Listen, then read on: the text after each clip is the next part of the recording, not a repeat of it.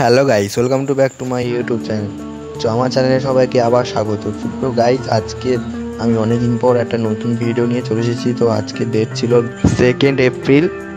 তো আজকে আমাদের নোনামাটি আর্ট অ্যান্ড ক্রাফট সেন্টার থেকে একটা লেদার বাটিক ওয়ার্কশপের আয়োজন করা হয়েছে। তো সেখানে পার্টিসিপেট করেছি। তো আর আমি ফার্স্ট যে কাজটা করেছিলাম লেদার বাটিকের উপর, তো আমি একটা প্রথমে ড্রয়িং আমি নর্মাল A4 পেজে আমি ড্র করে নিয়ে সেটাকে ট্রেসিং করে আমি লেদারের ওপরে ছাপ তুলেছি। তো তার উপরে আমি যেসব জায়গাগুলোতে আমি সাদা রাখতে চাই সেসব জায়গাগুলোতে গ্রাম দিয়ে ঢাকা দিয়ে তারপর আমি হলুদ একটা কালার মেরে দেওয়া হয়েছিল ওখান থেকে দিয়ে, তারপর আবার যেসব জায়গাগুলো আমরা হলুদ রাখতে চাই সেই জায়গাগুলোতে গ্রাম দিয়ে ঢাকা দিয়ে আবার রেড কালার মারা হয়েছে। তো এইভাবে স্টেপ বাই স্টেপ কালারগুলো ঢাকা দিয়ে আমরা রং করা প্রসিডিওরগুলো জানতে পেরেছি। তো স্টেপ বাই স্টেপ এইভাবে আমরা কাজ করেছি। তো দেখো গাইস, এই পর্যন্ত আপাতত হয়েছে। তো তারপর দুপুরে ওখান থেকে লাঞ্চ দেওয়া হয়েছিল। তো লাঞ্চ খেয়ে নিয়ে, তো লাঞ্চে ছিল বিরিয়ানি।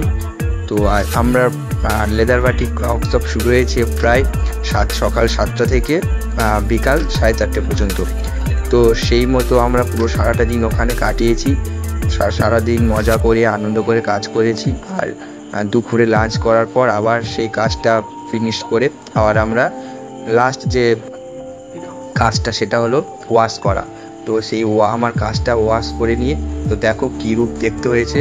তো আমার তো খুব ভালো লেগেছে, মোটামুটি ফার্স্ট টাইম কাজটা করে। তোমাদেরকে দেখে কেমন লেগেছে প্লিজ কমেন্ট করে জানিও। তো পরপর এইভাবে সমস্ত দাদা, সিনিয়র, জুনিয়র সবার কাজগুলো এইভাবে ওয়াশ করা হচ্ছে, করে তারপর ভালো করে শুকিয়ে নিয়ে তো ফাইনাল কাজগুলো দেখো। সবার কাজগুলো একবার দেখে দিচ্ছি কেমন হয়েছে, প্লিজ কমেন্ট করে জানিও। আর এরকম টাইপের ভিডিও দেখতে আমার পাশে থেকে চ্যানেলটিকে সাবস্ক্রাইব করে দিও, আর পাশে টাকা বেল আইকনটি প্রেস করে দিও যাতে সর্বপ্রথম ভিডিও ছাড়ার পর তুমি দেখতে পারো। তো এইভাবে পুরো সারাটা দিন কাটিয়েছি। তো তারপর আমাদের সমস্ত কাজগুলো হয়ে যাওয়ার পর আমাদের একটা বক্তৃতা দেওয়া হয়েছিল প্রত্যেককে। তো সেই মতো আমাদেরকে একটা সার্টিফিকেট দেওয়া হয়েছিল। আর আমি কিছু বলেছিলাম। তো ফার্স্ট টাইম ভালোভাবে আমি ভিডিওটা দেখালাম না। তো এইভাবে তারপর আমার সার্টিফিকেট তুলে দিয়েছিল আমার একটা সিনিয়র দাদা, সায়ন মিস্ত্রি। তো এইভাবে আমাদের সকলের সিনিয়র, আমাদের ড্রয়িংয়ের টিচার শিবশঙ্কর রায়, তো তিনি কিছু বক্তৃতা দিয়েছিলেন আমাদের সম্পর্কে, প্রায় কাজের সম্পর্কে। তার কেমন মতামত ছিল একটু জানি না তোমরা। পা বাড়িয়ে আছে আর কি, শোভন, সজল, সন্দীপন আর কি। কিন্তু আমার একটা ইয়ে ছিল যে বাই চান্স হয়তো এরা কেউ পেলো না, বা অনেকে আছে যারা কলেজে যেতেই পারবে না, তাহলে কলেজ লেভেলের যে কাজগুলো হয় সেগুলো কি আমরা জানতে পারবো না, আমরা শিখতে পারবো না আর কি। তো সেখান থেকে আমরা একদিন বসে আলোচনা করেছিলাম আর কি। ফার্স্ট যেটা আলোচনা করেছিলাম আমি, ছোট দীপকদা, বড় দীপকদা, তিনজন মিলে বসে আলোচনা করেছিলাম আর কি, যে এটার একটা শুরু করা হোক আর কি, সবাই মিলে একসঙ্গে আর কি। আর একটা টিম এখানে ছিল, একটা টিম আমার বাড়িতে ছিল। কমিউনিকেশনটা একটা গ্যাপ তৈরি হচ্ছিল আর কি, যার জন্য এখন আমরা এখানে আসি আর কি, কারণ এখান থেকে ওখানে যাওয়াটা সম্ভব হচ্ছে না। তো আজকের যেটা শুরু হলো আর কি, এটা তার প্রথম পদক্ষেপ, মানে আগামীর ফার্স্ট পদক্ষেপটা আজকে শুরু হয়েছে। আশা করি ভবিষ্যতেও হচ্ছে আমরা একসঙ্গে চলবো।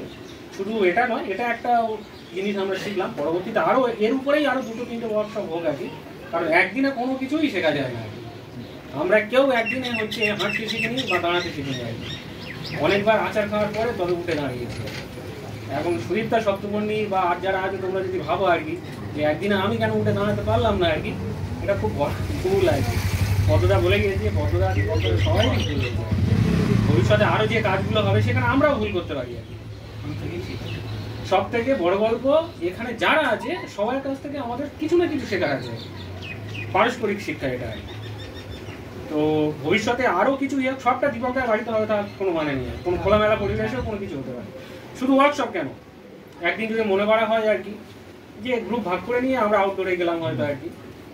কলেজ সবাই যে যেতে পারবে তার কোনো মানে নেই আর কি, কিন্তু শেখার ইচ্ছাটা যদি থাকে আর কি তাহলে শেখা যাবে। এখানে এরা এত যে হচ্ছে মানে ট্যালেন্টেড সব ছেলেপুলে আছে আর কি, কলেজ পাস আউট একবার কলেজ রানিং ছেলেপুলে আছে, এরা শিখে দিতে পারবে। হয়তো গভর্নমেন্টের স্বীকৃতি থাকবে না, কিন্তু নন গভর্নমেন্ট অর্গানাইজেশন হিসাবে এখান থেকে আমরা মনে করি যে আগামী দিনে আমরা কিছু শিখতে পারবো।